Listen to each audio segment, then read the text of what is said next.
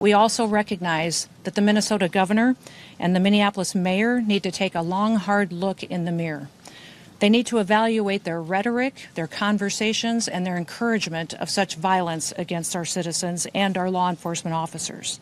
I'll remind you that Governor Walz today in his press conference said that our officers were not even law enforcement, which is a lie.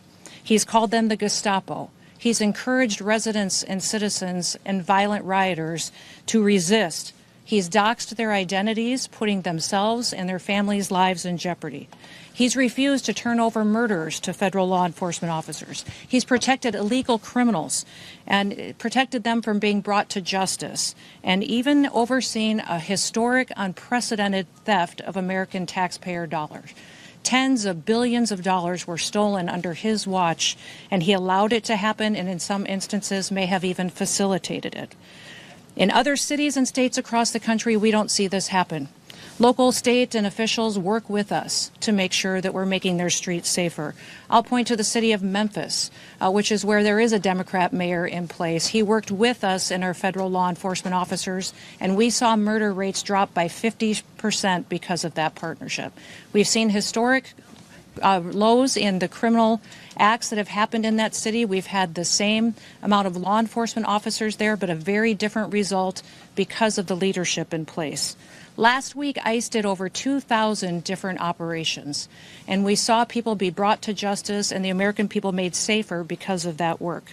We don't have this problem in Texas or in Florida because those individuals in those states work with us, and they make sure that they keep peace and calm while they bring criminals to justice.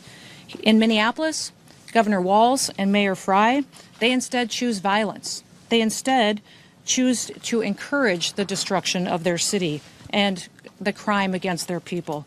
It appears that they want this lawlessness to continue.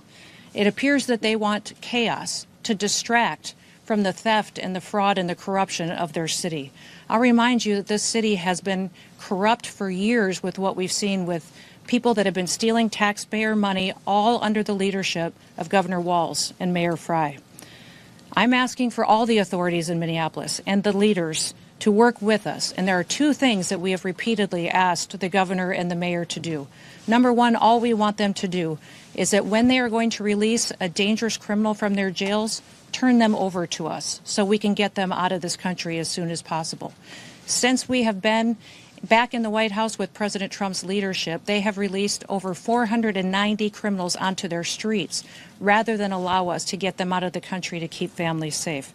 The second thing that we have asked the governor and the mayor to do is to help us keep people safe. Just give us backup on the streets while we do our targeted operations to get illegal criminals out of our country, and then we wouldn't have to be there facing these types of situations that we face with violent rioters who are impacting and attacking our law enforcement officers. That's all. Those are the two requests that we've asked of them. We've asked them to help us do that so that we can continue to see success in Minneapolis like we see in so many other cities and communities across the country. But they have refused because they want us talking about attacking law enforcement officers instead of the fraud and the theft that they facilitated in Minnesota. Subscribe to One India and never miss an update. Download the One India app now.